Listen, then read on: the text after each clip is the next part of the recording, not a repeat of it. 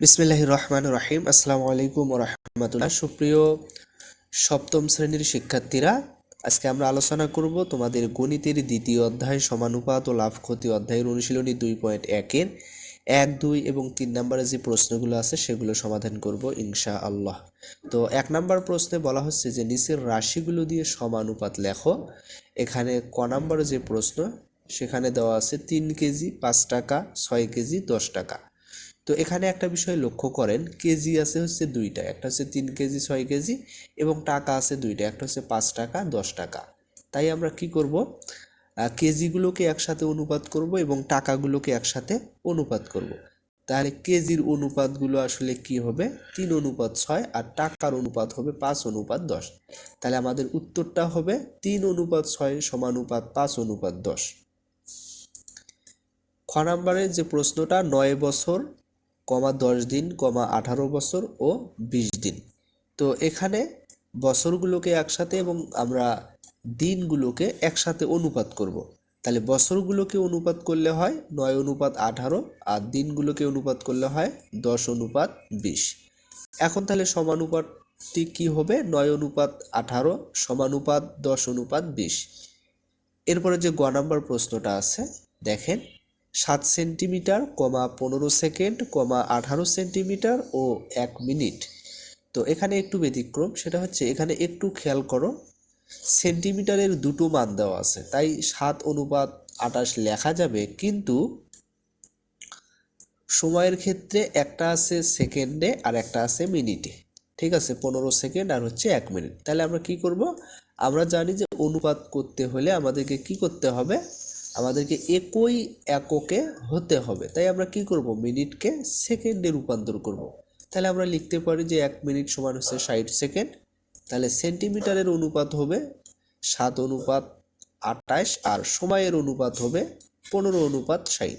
তাহলে সমানুপাতটা আমাদের দাঁড়াবে 7:28 সমানুপাত 15:60। এরপরে যে ঘ নাম্বার প্রশ্ন, এখানে দেওয়া আছে 12টি খাতা, 15টি পেন্সিল, 20 টাকা ও 25 টাকা। তাহলে এখানে আমরা কি করব, খাতা ও পেন্সিল দুটোই টি বস্তুর সংখ্যা বা এককে দেওয়া আছে, তাই এদের অনুপাত করা যাবে আর টাকার অনুপাত আলাদা হবে। তাহলে বস্তুর অনুপাত আমরা লিখতে পারি 12:15, টাকার অনুপাত 20:25। তাহলে আমাদের সমানুপাতটি দাঁড়াবে 12:15 সমানুপাত 20:25। এরপরে যে উম নম্বর প্রশ্নটি আছে যে 125 জন ছাত্র ও 25 জন শিক্ষক, 2500 টাকা ও 500 টাকা। তাহলে এখানে ছাত্র ও শিক্ষক হলো জন বা মানুষের সংখ্যা, তাই এদের মধ্যে একটা অনুপাত হবে আর টাকার অনুপাত যথারীতি আলাদা হবে। তাহলে আমরা মানুষের সংখ্যার অনুপাত পাই 125:25, আর টাকার অনুপাত আমরা পাই 2500:500। তাহলে আমাদের সমানুপাতটি দাঁড়াবে 125:25 সমানুপাত 2500:500। এরপরে যে 2 নম্বর প্রশ্ন, এখানে বলা হচ্ছে যে নিচের ক্রমিক সমানুপাতের প্রান্তীয় রাশি দুটি দেওয়া আছে, সমানুপাত তৈরি করো। ঠিক আছে, তাহলে এখানে আমাদের প্রান্তীয় রাশি দ্বয় ক নম্বরে 6,24 দেওয়া আছে। ঠিক আছে, তাহলে যেটা দেওয়া আছে আমরা লিখলাম। তো আমরা আসলে কি জানি যে মধ্যরাশি স্কয়ার সমান প্রথম রাশি গুণন তৃতীয় রাশি। এই সূত্রটি কিন্তু আমরা সবাই জানি, মধ্যরাশি স্কয়ার সমান প্রথম রাশি গুণন তৃতীয় রাশি। তাহলে এখান থেকে আমরা মধ্যরাশির স্কয়ার সমান প্রথম রাশি 6 আর হচ্ছে তৃতীয় রাশি 24 দেওয়া আছে, তাহলে গুণ করলে আমরা পাবো হচ্ছে 144। আর মধ্যরাশির উপর যে স্কয়ার ছিল সেই স্কয়ারটা ডান পাশে যায় রুট হলে 144কে রুট করলে পাবো 12। তাহলে আমরা বলতেই পারি যে আমাদের মধ্যরাশিটি হলো 12। তাহলে নির্ণয় সমানুপাত হবে 6:12 সমানুপাত 12:24। এরপরে যে খ নম্বরে প্রান্তীয় রাশি দ্বয় 25 আর 81 দেওয়া আছে, তাহলে এখানে যেটা দেওয়া আছে আমরা লিখলাম। আর আমরা জানি যে মধ্যরাশি স্কয়ার সমান প্রথম রাশি গুণন তৃতীয় রাশি। তাহলে প্রথম রাশি 25, তৃতীয় রাশি হচ্ছে 81। এখন মধ্যরাশির উপর যে স্কয়ারটা ছিল সেটা ডান পাশে যায় রুট হবে। ঠিক আছে, তো এখানে একটা বিষয় লক্ষ্য করেন, এখানে গুণ না করে সরাসরি বর্গমূল করলে সহজ হয়, কারণ আমরা জানি 25-এর বর্গমূল 5 এবং 81-এর বর্গমূল হচ্ছে 9। তাহলে আমরা পাবো এখান থেকে 5 নং 45। ঠিক আছে, তাহলে আমাদের বর্গমূলও হয়ে গেল, গুণফলও হয়ে গেল। তাহলে মধ্যরাশি আমরা পাইলাম 45। তাহলে আমাদের নির্ণয় সমানুপাতটি কি হবে? 25:45 সমানুপাত 45 সমানুপাত 81। এরপরে গ নাম্বারে আমাদেরকে প্রান্তীয় রাশি দ্বয় 16:49 দেওয়া আছে। তাহলে এক্ষেত্রে যেটা দেওয়া আছে সেটা লিখলাম। আর আমরা জানি যে মধ্যরাশি স্কোয়ার সমান প্রথম রাশি গুণন তৃতীয় রাশি। তাহলে এক্ষেত্রে আমাদের প্রথম রাশি 16, তৃতীয় রাশি 49। তো আমরা যদি সেমভাবে বর্গমূল করি, মধ্যরাশির উপর স্কোয়ারটা ডান পাশে যায় রুট হবে, রুট করলে 16কে রুট করলে আমরা পাবো হচ্ছে 4, 49কে রুট করলে আমরা পাবো হচ্ছে 7। তাহলে 4 × 7 = 28। ঠিক আছে, তাহলে আমাদের নির্ণয় সমানুপাতটি হবে 16:28 সমানুপাত 28:49। এরপরে যে ঘ নাম্বার প্রশ্ন 5/7, 12/5। তো এখানে আমাদেরকে যেটা দেওয়া আছে আমরা সেটা লিখলাম। তো এক্ষেত্রে আমাদের একটা বিষয় সেটা হচ্ছে দ্বিতীয় যে প্রান্তীয় রাশিটা দেওয়া আছে বা তৃতীয় রাশি যেটা দেওয়া আছে, তো এটা হচ্ছে আসলে আমাদেরকে মিশ্র ভগ্নাংশ দেওয়া আছে। তো এটাকে যদি আমরা কি করি, এটাকে যদি আমরা হচ্ছে সাধারণ ভগ্নাংশে রূপান্তর করি, তাহলে আমরা জানি পূর্ণ সংখ্যা গুণন হর যোগ লব ডিভাইডেড বাই হর। তাহলে পূর্ণ সংখ্যা 1, হর হচ্ছে 5, তাহলে গুণ করলে হবে 5 × 5, তার সাথে লব যদি 2 যোগ করি তাহলে হবে 7, আর হর নিচে যা আছে সেটাই হবে, অর্থাৎ আমাদের হবে 7/5। এখন আমরা জানি যে মধ্যরাশি স্কোয়ার সমান প্রথম রাশি গুণন তৃতীয় রাশি। তো এক্ষেত্রে আমরা যদি মানটা বসাই দেই, তাহলে এখন দেখেন এক্ষেত্রে আমরা কি লিখতে পারি? মধ্যরাশি স্কোয়ার সমান উপরে হচ্ছে আমাদের 5 আর নিচের 5 এবং উপরের 7 নিচের 7 কাটাকাটি হলে আমরা কিন্তু 1 পাই। ঠিক আছে, এখানে যদি আমরা এই অংশটা যদি একটু কাটাকাটি করি তাহলে আমরা 1 পাবো। তাহলে মধ্যরাশি স্কোয়ার, মধ্যরাশির উপর যে স্কোয়ারটা ছিল সেটা ডান পাশে যা রুট হবে, তো 1কে রুট করলে আসলে 1 হয়। তাহলে নির্ণয় সমানুপাতটি হবে 5/7 অনুপাত 1 সমানুপাত 1 অনুপাত এখানে 1 সমস্ত 2/5। ঠিক আছে, এরপরে যে উম্ম নাম্বার প্রশ্নটি আছে 1.5, 13.5। তো দেখেন এখানে যেটা দেওয়া আছে আমরা সেটা লিখলাম। এরপরে আমরা কি লিখতে পারি যে মধ্যরাশি স্কোয়ার সমান প্রথম রাশি গুণন তৃতীয় রাশি। তাহলে মধ্যরাশি হচ্ছে 1.5, তৃতীয় রাশি হচ্ছে 13.5। তো আমরা যদি যোগ করি তাহলে আমাদের হবে হচ্ছে 20.25।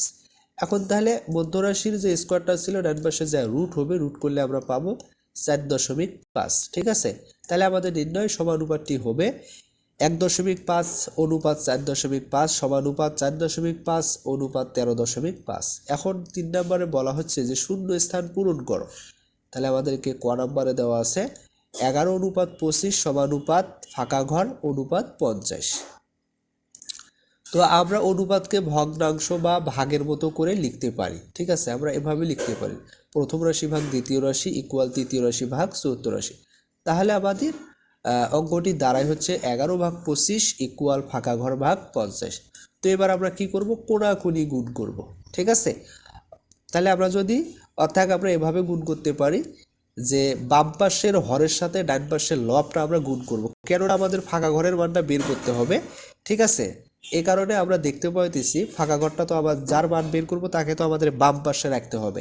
তাহলে আমরা যদি বাম পাশের হরের সাথে ডান পাশের লব যদি গুণ করি তাহলে আমাদের গুণ হবে 25 গুণন ফাঁকা ঘর, আর ডান পাশের লবের সাথে আমাদের যে বাম পাশের লবের সাথে ডান পাশের যে হর আছে সেটা গুণ হবে, তাহলে হবে 11 গুণন 50।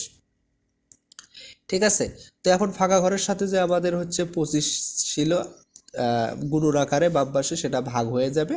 তো এক্ষেত্রে আমরা যদি 25 দিয়ে 50কে কাটলে আমাদের হয় হচ্ছে 2, অর্থাৎ 11/2। তাহলে আমরা 11 আর 2 গুণ করলে পাবো হচ্ছে 22। তাহলে ফাঁকা ঘরের মান পাইলাম হচ্ছে 22। ঠিক আছে, তাহলে আমাদের সমানুপাতটি দাঁড়াবে 11:25 সমানুপাত 22 অনুপাত 50। সেমভাবে খ নাম্বারটাও আমরা সমাধান করব। আগের মতোই অনুপাতকে আমরা ভগ্নাংশ আকারে লিখব। ঠিক আছে, এরপরে হচ্ছে কোণাকুনি গুণ করব। ঠিক আছে, যেভাবে গুণ করলাম, অর্থাৎ বাম পাশের হরের সাথে ডান পাশের লব গুণ এবং বাম পাশের লবের সাথে ডান পাশের হর গুণ। ঠিক আছে, গুণ করলে আমরা এটা পাই। এখন হচ্ছে বাম পাশে ফাঁকা ঘরের সাথে যে 8 গুণন আকার আছে ডান পাশে যা ভাগ হবে। ঠিক আছে, তো ভাগ হওয়ার পর এখানে কাটাকাটি করলে আমরা পাই 7 গুণন 8। তো এখান থেকে পাই 27 × 56। তাহলে আমাদের নির্ণয় উত্তর এইটা। এরপরে যে গ নাম্বার প্রশ্নটা আছে দেখেন, সেমভাবে আমরা ভগ্নাংশ আকারে লিখব, ঠিক আছে। লেখার পর হচ্ছে আমরা কোনাকুনি গুণ করব, অর্থাৎ বাম পাশের হরের সাথে ডান পাশ। এক্ষেত্রে আমাদের দেখেন ফাঁকা ঘরটা কোথায় আছে, ফাঁকা ঘর আছে আমাদের হচ্ছে ডান পাশের হরে আছে। তো যেহেতু ডান পাশের হরে আছে, তো প্রথমত আমরা হচ্ছে বাম পাশের লবের সাথে ডান পাশের হর গুণ করব, এরপরে হচ্ছে বাম পাশের হরের সাথে ডান পাশের লব গুণ করব, ঠিক আছে। এরপরে বাম পাশের ফাঁকা ঘরের সাথে যে 2.5 গুণন আকার আছে ডান পাশে যায় ভাগ হবে, ঠিক আছে। তো এখান থেকে আমরা হচ্ছে কাটাকাটি করলে পাই 2 গুণন 7, তাহলে 7 2 গুণন 14, ফাঁকা ঘরের মান হচ্ছে 14। তো নির্ণয় উত্তর আমাদের এটাই হবে। এরপর হচ্ছে ঘ নাম্বার যে প্রশ্নটা আছে, তো এক্ষেত্রে একটু লক্ষ্য করেন, যেহেতু এখানে ভগ্নাংশ দেওয়া আছে তাই আমরা সমানুপাতের সেই দারুণ নিয়মটা ব্যবহার করব, অর্থাৎ প্রথম রাশি গুণন চতুর্থ রাশি ইকুয়াল দ্বিতীয় রাশি গুণন তৃতীয় রাশি। তাহলে আমরা সেটা পাই হচ্ছে এইটা, ঠিক আছে। তো এভাবেও আমরা লিখতে পারি, কোনো সমস্যা নাই। এখন এখানে ডান পাশের 1/5কে বাম পাশে নিয়ে আসলে সেটা উল্টিয়ে গিয়ে 5/1 হয়ে যায়, ঠিক আছে। তাহলে আমরা ফাঁকা ঘর সমান পাবো হচ্ছে এটা, এবং এখান থেকে কাটাকাটি করলে আমরা ফাঁকা ঘর সমান পাবো হচ্ছে 7/6। তো এটি একটি অপরকৃত ভগ্নাংশ, তুমি চাইলে এটিকে হচ্ছে মিশ্র ভগ্নাংশে রূপান্তর করতে পারো এভাবে, ঠিক আছে। তো এটাই হচ্ছে আমাদের নির্ণয় উত্তর। এরপরে হচ্ছে যে উম্ম নাম্বার প্রশ্ন আছে, আমরা সেটা লক্ষ্য করি। আর তোমরা যদি এই প্রশ্নগুলো কোথাও বুঝতে সমস্যা হয় অবশ্যই আমাদেরকে কমেন্টে জানাবা, আমরা অবশ্যই বুঝে দেওয়ার চেষ্টা করব। তো আমরা যদি ভগ্নাংশ আকারে লিখি উম্ম নাম্বারটাকে এভাবে লিখতে পারি। এরপরে যদি আমরা কোনাকুনি গুণ করি, অর্থাৎ এখন আমাদের ফাঁকা ঘরটা আছে বাম পাশের লবে, তাহলে আমরা লিখতে পারি বাম পাশের লব গুণন ডান পাশের হর, তাহলে এরপরে হচ্ছে বাম পাশের হর গুণন ডান পাশের লব। তো এইভাবে গুণ করলে আমরা পাই। এরপরে হচ্ছে ফাঁকা ঘরের সাথে বাম পাশে 25 গুণন আকারে ছিল, ডান পাশে যা ভাগ হলো, এরপরে কাটাকাটি করলে আমরা পাই হচ্ছে ফাঁকা ঘর সমান 12.5/5। তো এক্ষেত্রে আমরা যদি আর একটু কাটাকাটি করি তাহলে সেটা আমরা পাবো হচ্ছে 2.5। তাহলে আমাদের নির্ণয় উত্তর হবে 2.5 অনুপাত 12.5 সমানুপাত 5:25। তো এটাই হচ্ছে আমাদের উত্তর। আশা করি অবশ্যই বুঝতে পেরেছ। কোথাও কোনো সমস্যা হলে অবশ্যই কমেন্টে জানাতে পারো। পরবর্তী ভিডিওর আমন্ত্রণ জানিয়ে এখানেই শেষ করেছি। সবাইকে ধন্যবাদ। আসসালামু আলাইকুম রহমতুল্লাহ।